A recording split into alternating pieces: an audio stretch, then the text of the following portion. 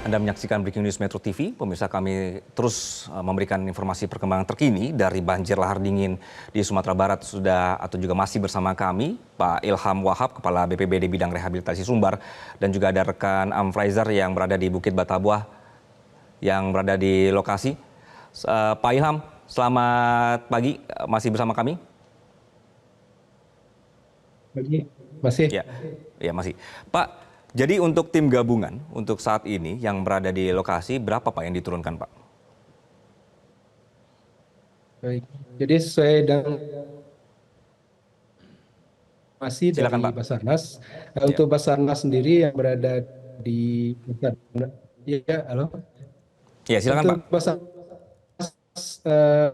Padang menurunkan ada 50 orang ya. Kemudian dibantu juga dari Pekanbaru ada 2 tim.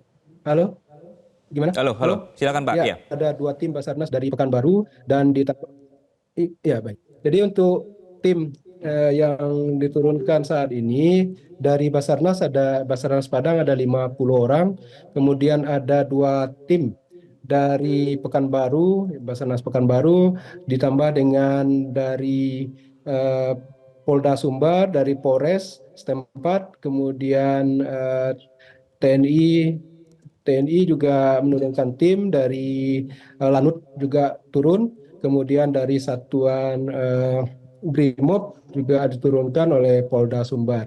Ditambah dengan relawan, organisasi, dan masyarakat. Demikian. Oke. Pak Ilham, jadi untuk wilayah-wilayah yang tadi malam tuh sempat diinformasikan terputus ya Pak untuk konektivitasnya, misalnya jalan-jalan antara Pekanbaru, Payakumbuh, dan juga wilayah-wilayah sekitarnya.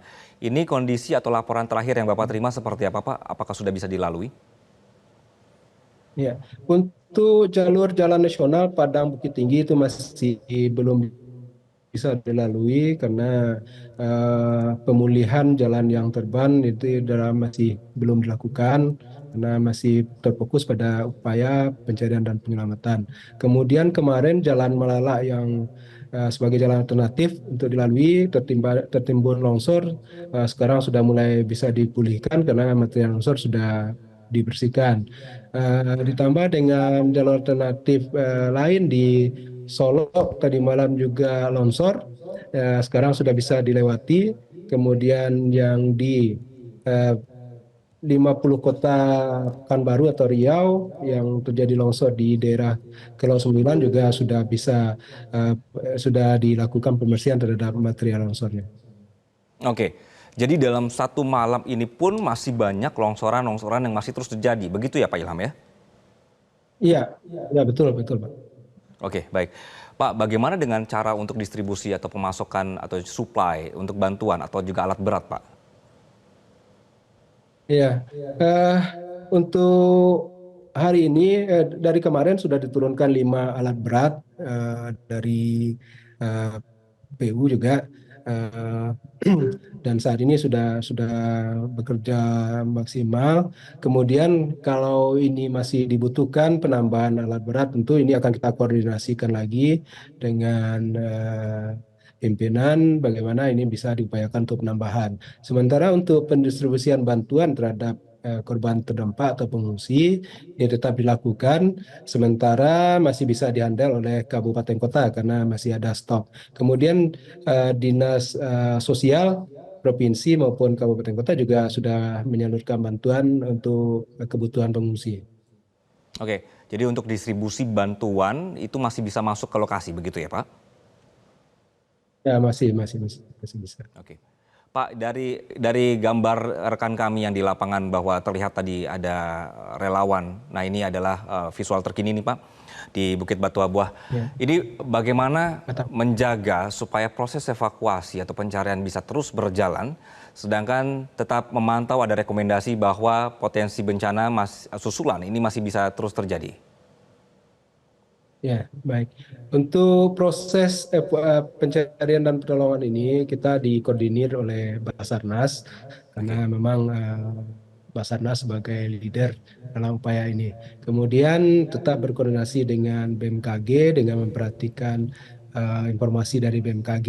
Kemudian kita juga berpedoman pada tanda-tanda alam. Kalau memang terjadi perubahan, ada kecenderungan akan terjadi hujan, ini akan diinstruksikan agar pencarian dihentikan sementara. Demikian. Oke.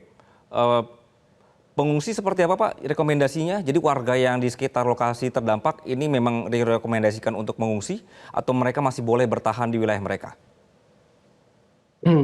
Eh, Untuk sementara, masyarakat yang berada di uh, daerah terdampak terparah ini memang sebagian sudah diungsikan Ya, dan hampir semua sudah diungsikan. Tapi kalau sudah kemungkinan ini sudah melandai, ini barangkali kalau sudah ada kemungkinan akan berangsur cerah cuacanya bagus, mungkin masyarakat akan berangsur juga kembali ke rumah yang masih bisa layak untuk ditempati. oke. Dari evaluasi tim di Pemda Sumbar sendiri Pak, berapa lama waktu yang dianggap aman? Kalau waktu yang dianggap aman, tentu kita berpedoman kepada peringatan yang dikeluarkan oleh BMKG. Oke, Kemudian untuk status gunung sendiri kan kita masih di status siaga di level 3, artinya oke, Merapi sampai sekarang masih tetap menyemburkan erupsinya. Jadi ini akan menyebabkan tambahan tumpukan material di lerengan Gunung Merapi yang bisa sewaktu-waktu menjadi hempasan atau turunan dari lahar dingin Merapi kalau oke. dipicu oleh curah hujan yang tinggi. Demikian. Baik, Pak Ilham ditahan dulu, mohon ditahan dulu. Kami akan coba kembali ke lokasi di Bukit Batabuah, ada Amfraizer. Amfraizer, jadi tadi disebutkan oleh Pak Ilham Wahab bahwa konektivitas ini sudah mulai satu persatu dibuka, begitu daerah-daerah yang sebelumnya terputus. Untuk wilayah Anda sendiri, bantuan sudah massukah? Ya, untuk di tempat saya sendiri berdiri ini akses untuk jalan ini belum bisa dibuka atau dilalui oleh pengendara, baik lokal maupun yang dari jauh. Nah, jalur ini biasanya kan dijadikan jalur alternatif bagi warga dari Payakumbuh untuk menghindari kemacetan di Kota Bukit Tinggi menuju Kota Padang. Nah, karena kondisi bebatuan dan kayu-kayu besar masih menumpuk di jalan, serta lumpur juga masih banyak. Nah, otomatis akses jalan juga belum bisa dimanfaatkan. Selain kondisi itu, petugas di lapangan juga masih melakukan pembersihan atau bekerja, sehingga kalau seandainya akses jalan dibuka, otomatis akan mengganggu atau menghambat aktivitas tim relawan untuk mengevakuasi atau membersihkan badan jalan ini. Anggi. Oke, Fraser, saya melihat di belakang Anda ini kan banyak juga ini warga yang ikut menonton atau juga ikut membantu proses dari pembersihan di pagi hari ini. Mereka ini memilih bertahan di sana atau pada sore hari akan kembali ke pengungsian? Boleh ditampilkan gambarnya? Ya, relawan yang datang umumnya adalah seperti TNI dan Polri. Mereka datang pada pagi hari, sementara untuk malam mereka sistem piket atau shift.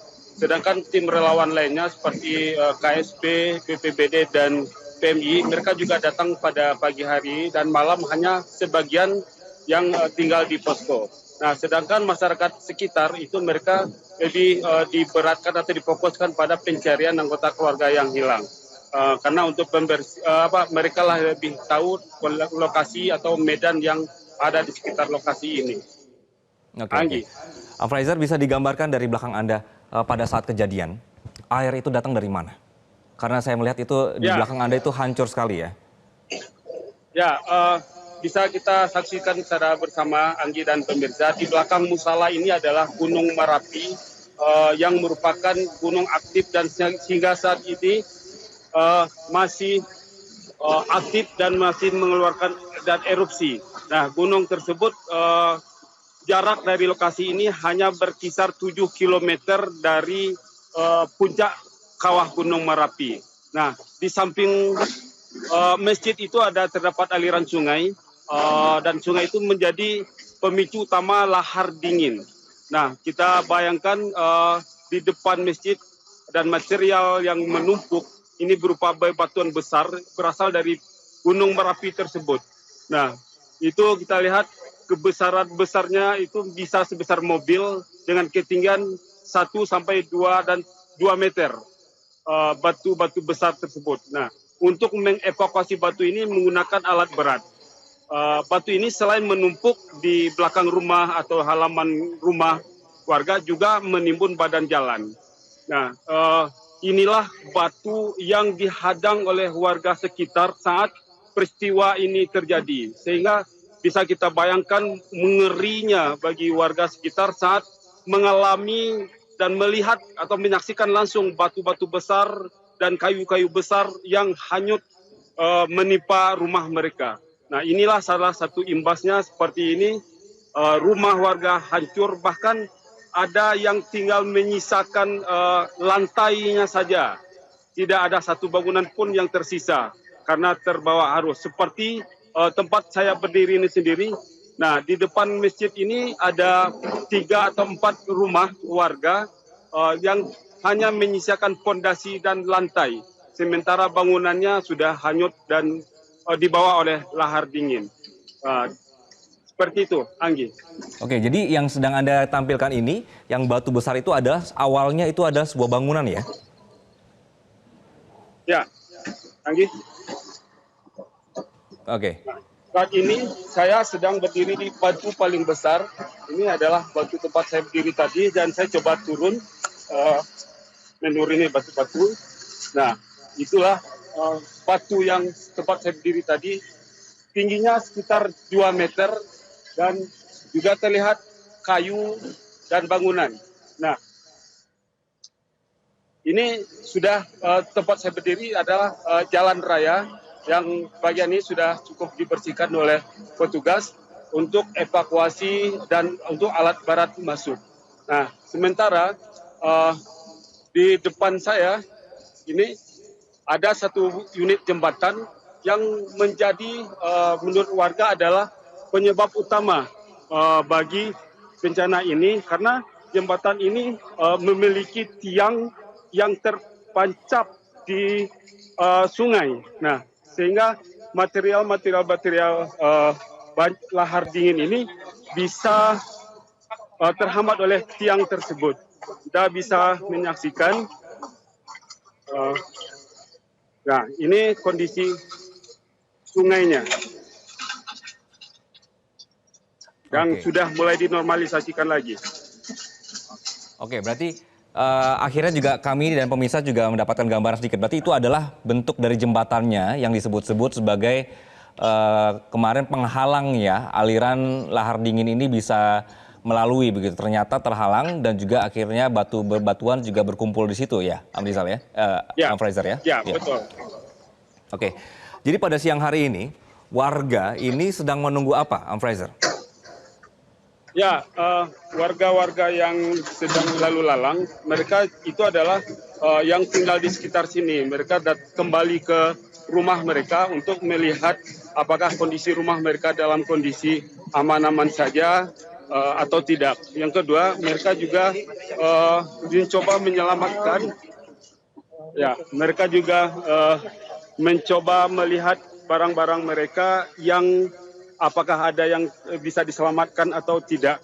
Nah, ini warga-warga yang untuk mengamankan posisi rumah mereka. Dan juga kita di ujung jalan di situ air masih mengenang,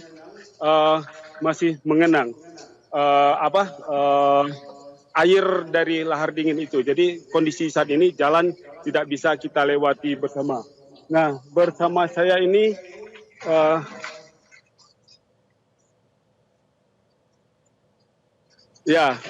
ini ada salah seorang warga. Kita bisa lihat langsung, Pak. Sebentar, Pak. Bapak dari mana? Di Payakumbuh, Pak. Payakumbuh datang ke sini dalam tujuan apa, Pak? Ya, ini dari Payakumbuh dia datang sini dalam rangka untuk melihat lokasi serta sanak saudara yang menjadi korban. Oke. Ya, Fraser, kami sangat bisa dengan clear melihat kondisi di lapangan karena gambar Anda ini. Jadi kami akan terus bertahan dengan Anda dan jangan ditutup dulu. Dan Pak Ilham juga masih bersama kami ya, Pak? Siap, masih. Oke, Pak Ilham dan juga Fraser, kita akan jeda terlebih dahulu dan pemirsa tetaplah bersama kami dalam Breaking News Metro TV. Jelajahi cara baru mendapatkan informasi. Download Metro TV Extend sekarang.